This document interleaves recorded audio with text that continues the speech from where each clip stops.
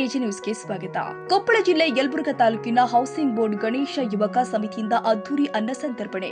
ಶ್ರೀ ಗಣೇಶ ಯುವಕ ಸಮಿತಿ Karnataka housing board colony Yelburga ಇವರ ವತಿಯಿಂದ ಗಣೇಶ ಚತುರ್ಥಿ ಅಂಗವಾಗಿ ಗಣೇಶನ ಮೂರ್ತಿಯನ್ನ ಸ್ಥಾಪನೆ ಮಾಡಿ ಇಂದಿನ ದಿವಸ ಅದ್ದೂರಿಯಾಗಿ ಅನ್ನ ಸಂತರ್ಪಣೆ ಮಾಡಿ ಸಾರ್ವಜನಿಕರಿಗೆ ಪ್ರಸಾದವನ್ನ ಸ್ವತಃ ತಾವೇ ಸಮಿತಿ ವತಿಯಿಂದ ಅನ್ನ ಪ್ರಸಾದವನ್ನ ಮಾಡಿ ಬಡಿಸಿದ್ದಾರೆ. ನಂತರ ಮಾತನಾಡಿ ಹೇಳಿದ ಅವರು, ಭಾರತದಲ್ಲಿ ವೈಭವದಿಂದ ಆಚರಿಸಲ್ಪಡುವ ಒಂದು ಹಬ್ಬ. ಪ್ರತಿ ವರ್ಷದ ಭಾದ್ರಪದ ಮಾಸದ ಶುಕ್ಲ ಪಕ್ಷದ ಚೌತಿಯ ದಿನ ಈ ಹಬ್ಬವನ್ನ ಆಚರಿಸಲಾಗುತ್ತೆ. ಹಬ್ಬದಲ್ಲಿ ಗಣಪತಿಯನ್ನ ಪೂಜಿಸಲಾಗುತ್ತೆ. ಬೆಳ್ಳಿ ಅಥವಾ ಮಣ್ಣಿನಿಂದ ಮಾಡಿದ ಗಣಪತಿಯ ಮೂರ್ತಿಯನ್ನ ವಿದ್ಯುಕ್ತವಾಗಿ ಪೂಜಿಸಿ ವ್ರತವೆಂದು ಆಚರಿಸಲಾಗುತ್ತೆ. ಹಬ್ಬದ ದಿನ ಮೋದಕ, ಕಡುಬು ಎಂಬ ಸಿಹಿ ತಿಂಡಿಯನ್ನ ಮಾಡಿ ಗಣೇಶನಿಗೆ ನೈವೇದ್ಯ ಮಾಡಲಾಗುತ್ತೆ. ಮತ್ತು ನಮ್ಮ ದೇಶದಲ್ಲಿ ಗಣಪತಿಯ ಪೂಜೆಯು ಅನಾದಿ ಕಾಲದಿಂದಲೂ ನಡೆದು ಬಂದಿದೆ.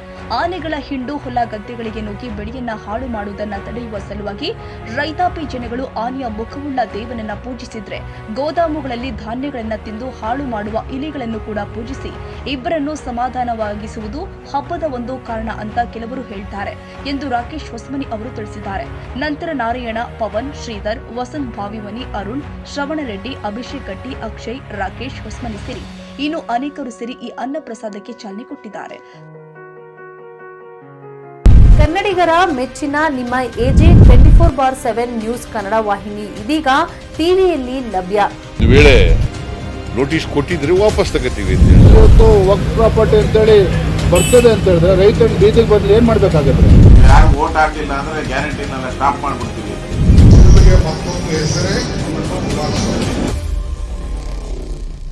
ಕರ್ನಾಟಕ ಮತ್ತು ದೇಶ ವಿದೇಶ 360 ಡಿಗ್ರಿ ಸುದ್ದಿ ಹಾಗೂ ಉತ್ತರ ಕರ್ನಾಟಕ, ಬೆಳಗಾವಿ, ಬಾಗಲಕೋಟೆ, ಧಾರವಾಡ, ಹಾವೇರಿ, ಗದಗ, ಬಿಜಾಪುರ ಜಿಲ್ಲೆಯ ಕ್ಷಣ ಕ್ಷಣದ ವಿವರವನ್ನ ಪಡೆಯುವುದಕ್ಕೆ ಎಜೆ 24/7 ನ್ಯೂಸ್ ಕನ್ನಡ ವಾಹಿನಿಯನ್ನ ಲೈಕ್ ಮಾಡಿ, ವಿಡಿಯೋಗಳನ್ನ ಶೇರ್ ಮಾಡಿ, ಕಮೆಂಟ್ ಮಾಡುವ ಮೂಲಕ ನಮ್ಮ ವಾಹಿನಿಗೆ ಸಹಕಾರ ನೀಡಿ ಮತ್ತು ಚಾನೆಲ್ ಅನ್ನ ಸಬ್ಸ್ಕ್ರೈಬ್ ಮಾಡಿ. ಧನ್ಯವಾದಗಳು.